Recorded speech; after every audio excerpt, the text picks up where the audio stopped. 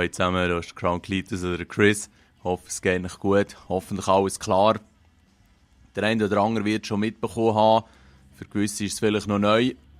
Call of Duty Ghosts haben sie jetzt hier den Extinction Mode. Heisst so? Bin mir nicht mal sicher. Auf jeden Fall haben sie diesen neuen Modus vorgestellt, der fast so ein bisschen eine Mischung aus Call of Duty Zombies und Left 4 Dead soll sein. Wo ihr irgendwie gegen Aliens kämpft, so ein bisschen stationäres Zeug könnt aufbauen, aber irgendwie auch immer in Bewegung bleibt. Und ja, gerade der Driftor, wenn ihr ihn kennt, er hat hier scheint schon mal ein bisschen zusätzliches Gameplay gesehen, hat interessant ausgesehen. Und ich muss sagen, es ist fast ein bisschen amüsant, wie hart das Infinity Ward eigentlich probiert, auch so einen Zusatzmodus auf die Beine zu stellen, weil es ist ja fast schon ein bisschen ironisch eigentlich, dass Infinity Ward grundsätzlich mit dem Modern Warfare 1 so das Call of Duty richtig massentauglich gemacht hat und dann wiederum Treyarch gegeben, ein Jahr später Zombies hat rausgebracht als Nebenprodukt und das ist jetzt mittlerweile eigentlich so vorherrschend, dass eben halt Infinity Ward auch etwas muss liefern und beim MW3, der Modus, der ist ja eigentlich ein Rauchen in meinen Augen, aber jetzt der neue, eben das Extinction oder so, das wird vielleicht ganz anständig.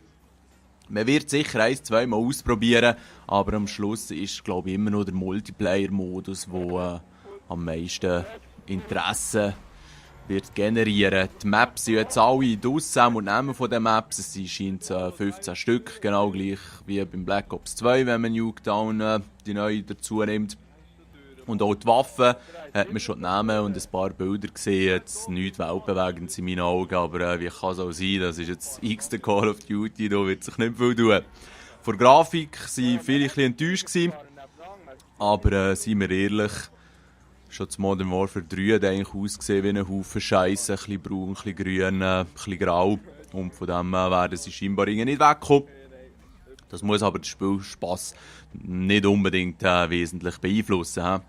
Gut, das wäre es mal ein bisschen zum Ghost. Das kommt ja dort schon gleich raus. Wir sind alle richtig gespannt und freuen uns drauf. Und dann wechseln wir doch jetzt schnell zum Battlefield 4. Das ist in meinen Augen ein bisschen rasanter unterwegs, weil sie gestern oben dürfen sie offiziell streamen.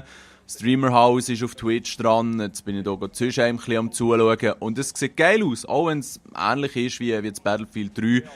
Ein gutes Game muss man ja nicht komplett wieder neu erfinden, darum haben sie es sinnvoll weiterentwickelt und ich sehe einfach die verschachtelten Schlachten. Jetzt bringe ich es her. Gegen 32 Gegner ist eben schon noch wicker. Also 64 Spieler auf diesen Spielfeldern. Da ist immer etwas am Laufen. Und ich freue mich schon richtig drauf, wenn das Game, wenn es am 31. Mitternacht, glaube ich, offiziell gelauncht wird auf Origin, werde ich mich auch sicher auch gerade reinstürzen und mal ein paar Runden probieren, weil grafisch sieht es einfach schon Hammer aus. Ich schaue jetzt hier am PC zu und werde es sicher auch auf dem PC spielen. Auf der alten Konsole tue ich mir es in dem Sinn nicht an, das soll jetzt nicht allzu negativ klingen. Aber ja, wer sich noch an die Beta kann erinnern, ja, es läuft einfach auf Minimum auf der jetzigen Konsole, was in Gang noch gut ist. Aber ich denke, Next Gen wird hier sicher dann noch einiges mehr fürs Auge bieten und der PC sowieso. Und wenn wir jetzt gerade bei Next Gen sind, ich glaube heute in der Nacht Schweizer Zeit sind die ersten Videos und eben auch Berichte auftaucht über PS4 und Xbox One Version von Battlefield 4. Und dort ist ja einiges im Vorfeld gesagt worden, dass eine Konsole massiv besser aussehen und so weiter und so fort. Jetzt ist es noch interessant, weil die Facts sind folgendermaßen. Auf der Xbox One läuft es momentan nur mit 720p. Also eigentlich genau die gleiche Auflösung wie die jetzigen Konsolen, 1 Megapixel oder eben HD Ready. Und wird dann upscaled, sagt man dem, auf 1080. Wer das nicht ganz versteht technisch, das macht nichts, das wäre jetzt ein bisschen zu kompliziert, das zu erklären. Schlussendlich tut es einfach das Bild auf 1080 aufstrecken. Und bei PlayStation 4 ist es so, dass es mit 900p läuft. Also das sind ca. 50% mehr Pixel, die schlussendlich auf dem Bild sichtbar sind. Und es wird auch dort aufgerechnet auf 1080. Also wir haben ja bei beiden Konsolen keine Full-HD-Grafik zum Anschauen. Es wird einfach aufgerechnet und das passt natürlich auch. Es sieht gut aus, was aber noch interessant ist, obwohl das PlayStation 4 scheinbar die stabilere und auch ein bisschen höhere Framerate hat, sieht es auf der Xbox One scheinbar ein bisschen schärfer oder interessanter aus. Ich konnte das nicht genau deuten, wie sie das formuliert haben.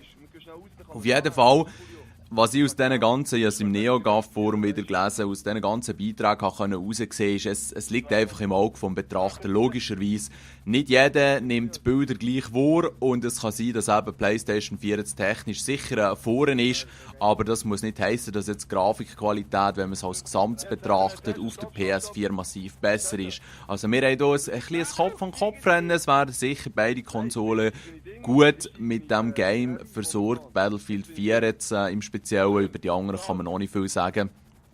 Und eben über die Zeit wird sich dann zeigen, wie das mit dem grafischen Unterschied sich wird verändern oder ob sie das in den Griff bekommen.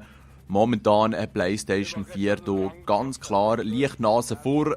Es wird sicher noch interessant, wie es dann beim Ghosts aussieht, aber weil Ghosts ein bisschen schäbige Grafik hat im Vergleich zum Battlefield 4, wird das nicht allzu aussagekräftig sein. Was sicher aussagekräftig wird sein, und das wäre jetzt der letzte Punkt, wird das Killzone, wie heisst Shadowfall, glaube ich, das Neue für PS4 sein, weil das ist exklusiv entwickelt von einem Studio, das es technisch sehr im Griff hat. Man hofft auf 1080p mit 60 Bildern pro Sekunde.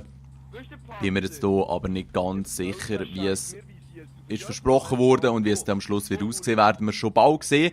Es könnte aber sein, dass Killzone am Schluss die beste Grafik hat von diesen Startgames auf den Konsolen. Ja, eben, es wird viel spekuliert. Ich will hier gar nicht irgendwelche Hate schüren. Am Schluss werden beide Konsolen ihre Vor- und Nachteile haben, wie alles im Leben. Aber habe ich die Infos jetzt schnell mal droppen, die hier in den letzten 24 Stunden so ein bisschen auftaucht sind. Das war es von meiner Seite. Habt einen schönen Tag, macht's gut.